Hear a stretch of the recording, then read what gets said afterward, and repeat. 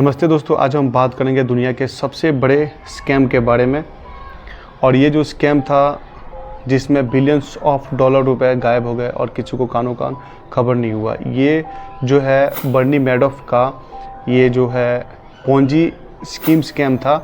एक ऐसा फ्रॉड जो दशकों तक चला और किसी को भी इसके बारे में पता नहीं चला। तो चलिए इस कहानी को हम डिटेल में समझते हैं। एक आदमी, एक झूठ और 65 बिलियन डॉलर रुपए गायब। ऐसे एक शख्स ने हजारों लाखों इन्वेस्टर्स का भरोसा जो है तोड़ा और उन्हें बेवकूफ़ बनाया।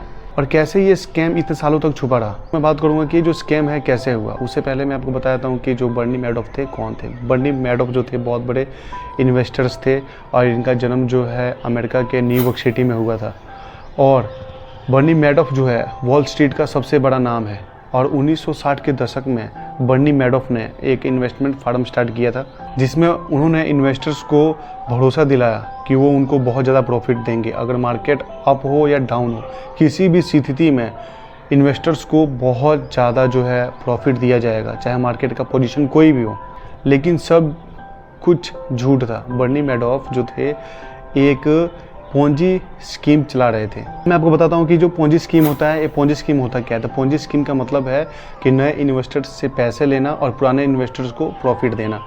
इसमें क्या होता था कि उनका वेल्थ जो है ये बढ़ता जाता था और जो नए इन्वेस्टर्स आते थे उनका पैसा किसी दूसरे या फिर जो पहले के जो पुराने इन्वेस्टर्स थे उनको देते थे ताकि उन्हें भरोसा बना रहे और वो और इन्वेस्टमेंट कर सकें। उन्होंने एक फेक फाइनेंशियल डॉक्यूमेंट रेडी करवाया जिसमें उन्होंने ये दिखाया कि ये जो फाइनेंशियल इन्वेस्टमेंट कंपनी है उनकी दुनिया की सबसे सफलता वाली कंपनी है। और कई चैरिटीज़, कई बड़े सुपरस्टार एक्टर्स, बहुत बड़े बड़े इन्वेस्टर्स ने उनके ऊपर भरोसा किया। सिंपल भाषा में बोला जाए तो ये एक सर्कल है और इस सर्कल में क्या होता है कि नए इन्वेस्टर से पैसे लेकर पुराने इन्वेस्टर्स को दिया जाता था और इसमें जो है बर्नी मैडोफ का जो वेल्थ है वो इंक्रीज होता था। तो आप लोगों को बताना चाहता हूँ कि जो फ्रॉड है, ये जो स्कैम हुआ था, ये कब लोगों के सामने आया, कब एक्सपोज हुआ।